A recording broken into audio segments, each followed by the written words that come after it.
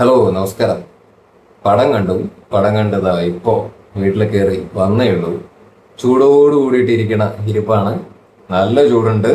Extremely hot. ചൂടോടുകൂടി തന്നെ അങ്ങോട്ട് പറയാം. Mohanlal, the one and only Mohanlal.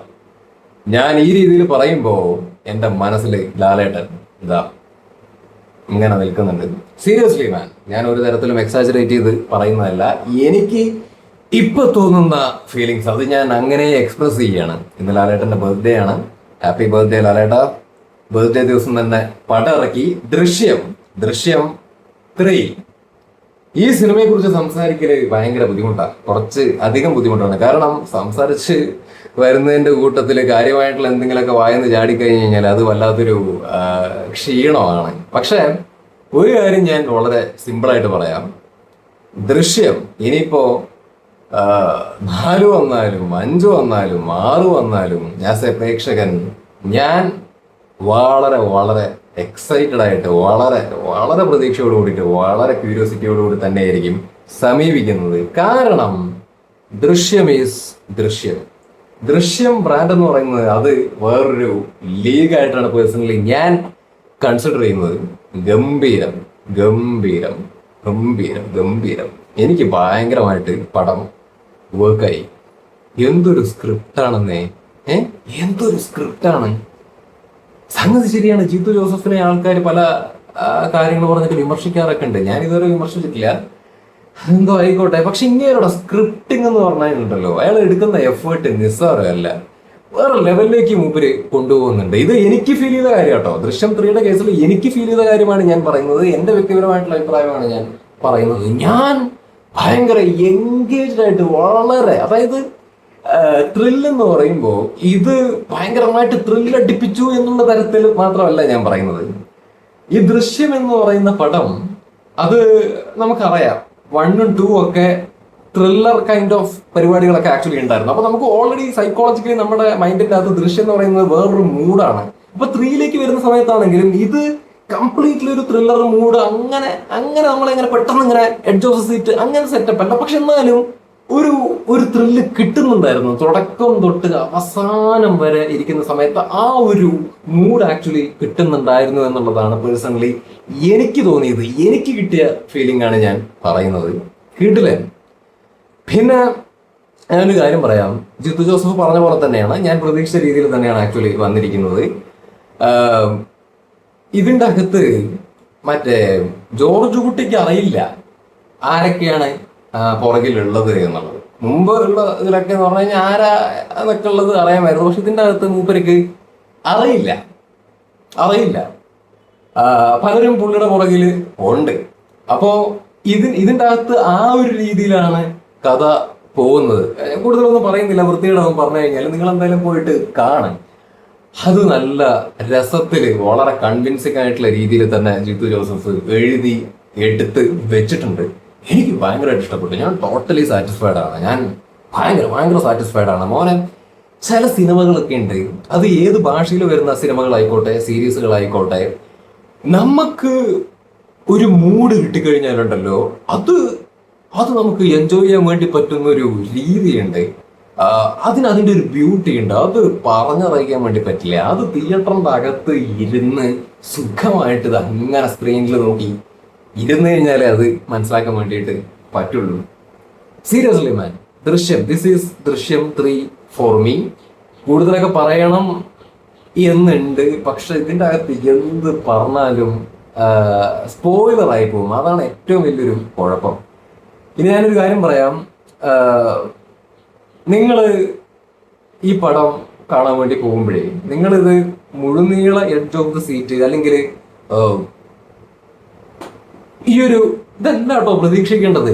ഇതൊരുമാതിരി ന്യായീകരണം പറയുന്നതല്ല.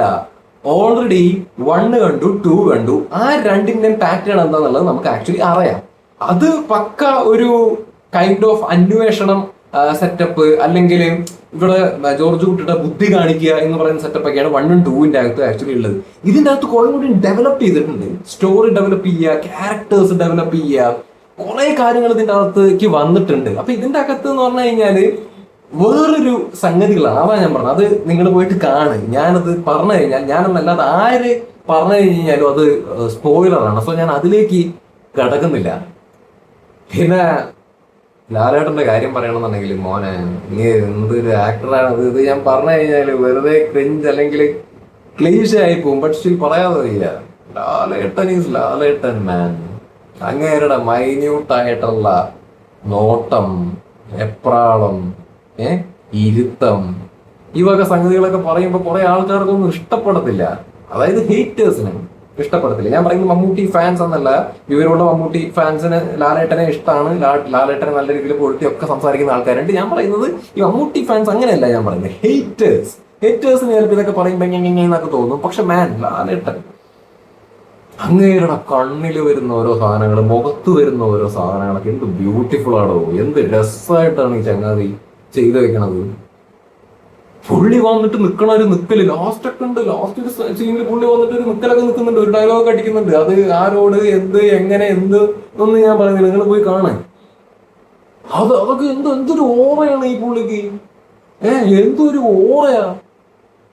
ഗംഭീരം ആസ് ആൻ ആക്ടർ മോനെ.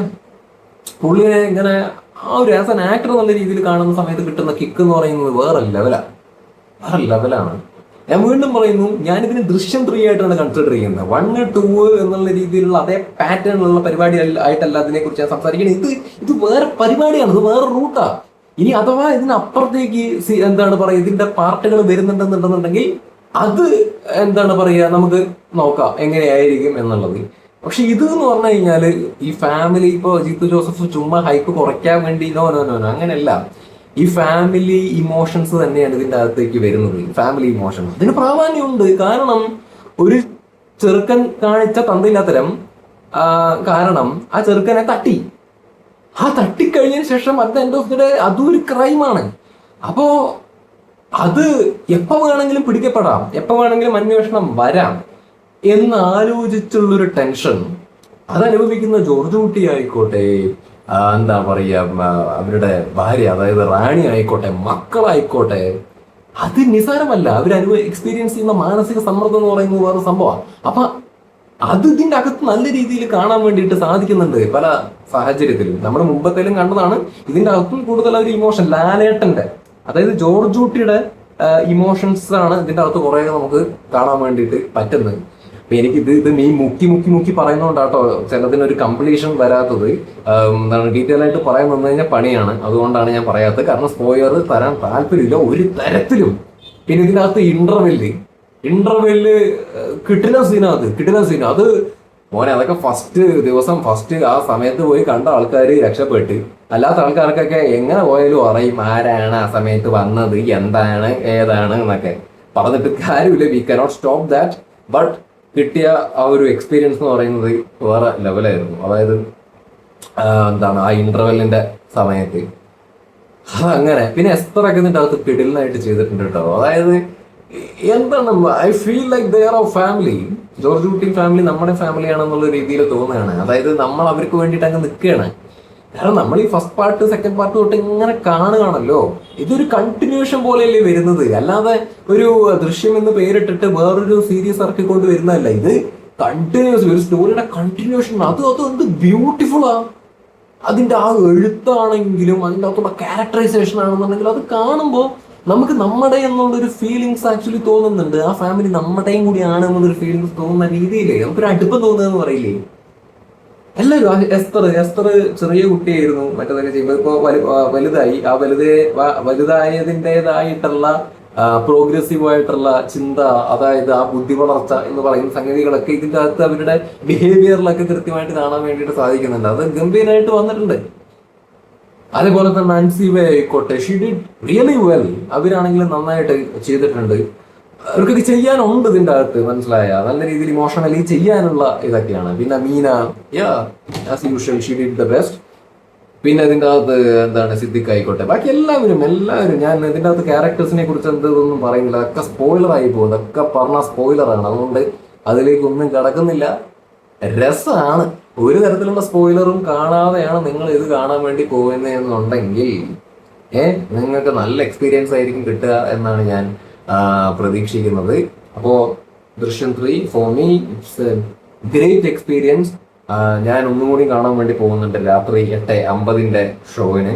ബിക്കോസ് എനിക്ക് ഇഷ്ടമാണ് ഇത്തരത്തിലുള്ള പടങ്ങൾ. എനിക്കിത് കുറച്ചും കൂടി ഡീറ്റെയിലിംഗ് ആയിട്ട് ഇങ്ങനെ വാച്ച് ചെയ്യാനും അനലൈസ് ചെയ്യാനൊക്കെ ഇഷ്ടമാണ്. ബിക്കോസ് ഇത് അങ്ങനെയാണ്, ഞാൻ പറഞ്ഞില്ലേ, ദൃശ്യം എന്ന് പറയുന്നത് വേറെ ലീഗാ.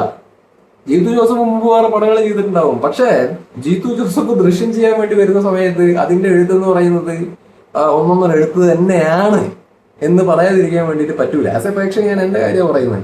പിന്നെ ഒരു കാര്യം കൂടി പറഞ്ഞോട്ടെ, ഈ മറ്റേ കറുപ്പ് സിനിമ വന്നപ്പോഴേ നമ്മളെല്ലാവരും അവരവരുടെ അഭിപ്രായം പറഞ്ഞു. ഓക്കെ, ഇപ്പൊ ഞാൻ പോസിറ്റീവ് ആണ് പറഞ്ഞത്. ഇപ്പൊ എന്റെ താഴെ വന്നിട്ട് ചില ആൾക്കാർ ഞാൻ കണ്ട പടം തന്നെയല്ലേ കണ്ടത്, ഇത് അല്ലിപ്പൊളി പടം എന്നൊക്കെ ഇതിൽ കമന്റ് ചെയ്ത് ഞാൻ ആ പൊട്ടന്മാർക്കുള്ള മറുപടി ഈ വീഡിയോയിലൂടെ തരികയാണ്. ഇപ്പൊ ഈ പടത്തിനും എതിരഭിപ്രായം ഉണ്ടാവുമായിരിക്കും. ഞാൻ കണ്ട ആൾക്കാര് കാശ് കൊടുത്ത് പോയിട്ട് കണ്ടിട്ട് പറയുന്ന അഭിപ്രായത്തിന്റെ പുറകെ പോകുന്ന ഒരാളല്ല. ഞാൻ കാശ് കൊടുത്ത് കണ്ടു. ഓക്കെ, ഞാൻ കാശ് കൊടുത്ത് കണ്ട് കുറച്ച് സമയം മാറ്റി വെച്ചിട്ട് തിയേറ്ററിനകത്ത് പോയിരുന്ന് കണ്ടിട്ട് എനിക്ക് തോന്നിയ കാര്യങ്ങളാണ് ഞാൻ ഇന്ന് പറയുന്നത്. അപ്പോൾ എനിക്ക് തോന്നിയ ഫീലിങ്സും അല്ലെങ്കിൽ എനിക്ക് തോന്നിയ കാര്യങ്ങൾ മാത്രമേ എനിക്ക് പറയാൻ വേണ്ടി പറ്റുള്ളൂ. അല്ലാതെ എന്താണ് ഞാൻ കണ്ടപ്പെട്ടമല്ലേ നിങ്ങൾ കണ്ടെന്നൊന്നും പറഞ്ഞുകൊണ്ട് ഇവിടെ വന്നിട്ട് വർത്താനം പറഞ്ഞിട്ട് കാര്യമൊന്നുമില്ല. വ്യക്തിപരമായിട്ടുള്ള അഭിപ്രായമാണ് ഞാൻ പറയുന്നത്, മനസ്സിലായി? വ്യക്തിപരമായിട്ടുള്ള അഭിപ്രായമാണ് പറഞ്ഞത്. നിങ്ങൾക്ക് അഭിപ്രായം ഉണ്ടെങ്കിൽ നിങ്ങൾ കമന്റ് ബോക്സിൽ നിങ്ങളുടെ അഭിപ്രായം പറഞ്ഞോ. അല്ലാതെ എന്റെ അഭിപ്രായത്തിന് നിങ്ങൾ അങ്ങനെയല്ല ഈ അഭിപ്രായം തെറ്റെന്ന് പറയുന്ന മണവണാഞ്ചന്മാരുടെ മണ്ടയ്ക്ക് ചോട്ടണം ഫസ്റ്റ്. കാരണം അഭിപ്രായത്തിൽ എന്ത് ശരി തെറ്റ്, അല്ലെങ്കിൽ ഈ പറയുന്ന എനിക്ക് സീരിയസ്ലി മനസ്സിലാവുന്നില്ല. ഒപ്പീനിയൻ ആണത്. ഒപ്പീനിയൻ എന്ന് പറയുന്നത് ഓരോരുത്തരുടെ വ്യക്തിപര. അതിൻ്റെ അകത്ത് ആ ഒപ്പീനിയൻ ശരിയാണ് തെറ്റാണ് എന്നൊരു സംഗതി ഇല്ല. നിങ്ങൾക്ക് പറ്റിയില്ലെങ്കിൽ നിങ്ങൾക്ക് പറ്റിയില്ല എന്നുള്ളത് നിങ്ങളുടെ ഒപ്പീനിയനാ. എനിക്ക് ഇഷ്ടമായിരുന്നുണ്ടെങ്കിൽ എനിക്ക് ഇഷ്ടമായത് എന്റെ ഒപ്പീനിയനാ. ഈ 100% ലിറ്ററസി മലയാളി എന്നൊക്കെ പറയുമ്പോൾ വലിയ മലയാളി പൊളിയാന്നൊക്കെ പറയുമ്പോൾ നാണം വേണം. കാരണം അങ്ങനെ ശരിക്കും യഥാർത്ഥത്തിൽ പൊളിയായിട്ടുള്ള ആൾക്കാർക്കും ഇത്തരത്തിലുള്ള ആൾക്കാർ നാണക്കേടാണ്. കാരണം ഇവിടെ അഭിപ്രായം എന്താണ് എന്നുള്ളത് മനസ്സിലാക്കാൻ പോലും വെളിവില്ലാത്തവന്മാരുണ്ട്. അതിനാണ് വന്നിട്ട് ഈ കണ എന്ന് പറയാൻ വേണ്ടി വരുന്നത് മണ്ടന്മാര്. അപ്പോൾ ഇത്രയും പറയാനുള്ളൂ. ഇത് എനിക്ക് മറ്റേ ഇതായിട്ട് ബന്ധപ്പെട്ടിട്ട് പറഞ്ഞതല്ല. കറുപ്പ് സിനിമ ചെയ്ത സമയത്ത് അത്തരത്തിലുള്ള ഒരു സൈഡിൽ കൂടെ കമന്റുകൾ വരുന്നുണ്ടായിരുന്നു. അപ്പോൾ അതുകൊണ്ട് അതിനുള്ള മറുപടി ജസ്റ്റ് പറഞ്ഞു എന്ന് മാത്രം. അപ്പോൾ ദൃശ്യം 3, ഇതിപ്പോ ദൃശ്യം 3നെ കുറിച്ച് പറയാൻ നിന്ന് കഴിഞ്ഞാൽ കുറേ കാര്യങ്ങൾ ഇനി എൻ്റെ നാവിന്റെ തുമ്പത്ത് വരും. ഞാനത് പറയും. പിന്നെ അത് പറഞ്ഞിട്ട് ഇനി അത് സ്പോയിലറായി പോയി കഴിഞ്ഞാൽ വയ്യ, നമ്മളില്ലേ, എനിക്ക് ആരുടെയും ആസ്വാദനത്തെ ബുദ്ധിമുട്ടിപ്പിക്കാൻ യാതൊരു താല്പര്യമില്ല. എല്ലാവരും ഫ്രഷ് ആയിട്ട് പോയിട്ട് ഇത് കണ്ട് എൻജോയ് ചെയ്യണമെന്നാണ് എൻ്റെ ആഗ്രഹം. ശരി.